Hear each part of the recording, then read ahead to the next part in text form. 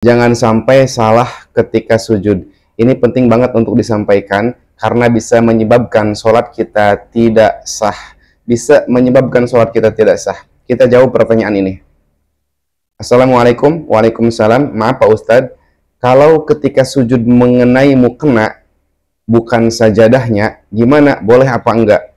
Sujud kemudian mengenai mukenanya, mengenai pakaian yang dia pakai, maka itu hukum sujudnya tidak sah, sehingga sholatnya pun tidak sah, karena sujud adalah bagian daripada rukun sholat. Saya contohkan, sujud yang tidak sah itu seperti ini. Pertama, untuk laki-laki. Laki-laki, tolong diperhatikan, ketika menggunakan kopiah, jangan menggunakan kopiah seperti ini.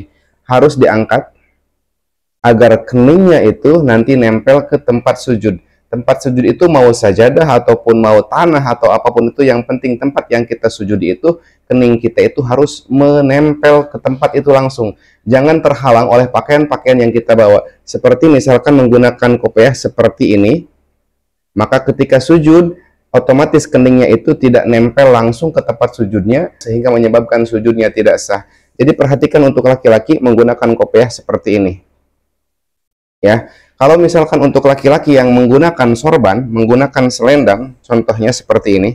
Laki-laki yang menggunakan selendang, perhatikan hati-hati jangan sampai sujud seperti ini. Misalkan laki-laki sholat menggunakan selendang, kemudian ketika dia sujud, keningnya itu mengenai selendangnya. Jadi dia sujudnya tidak langsung keningnya nempel ke sajadah, tapi keningnya nempel ke selendangnya. Contoh seperti ini sujud yang tidak sah. Allahu Akbar.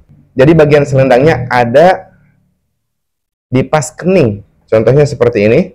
Ketika dia sujud, keningnya itu nempel ke selendangnya, bukan nempel ke sejadahnya, maka tidak sah sujudnya. Sama begitupun seorang perempuan ketika dia sujud menggunakan mukena, misalkan dia menggunakan mukena yang seperti mukena zaman sekarang, mukena sambungan ya. Ketika dia sujud contohnya seperti ini dari depan, Allahu Akbar. Kemudian kening dia nempel ke mukena, itu keningnya nempel ke mukenanya, bukan ke sajadahnya, maka itu sujudnya tidak sah.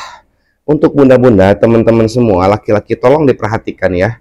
Kenapa? Karena bagian kening itu adalah bagian utama dari sujud, yang mana wajib untuk nempel, wajib bagian kening ini untuk nempel ke tempat sujudnya. Tempat sujud di sini kita maksudkan adalah sejadahnya.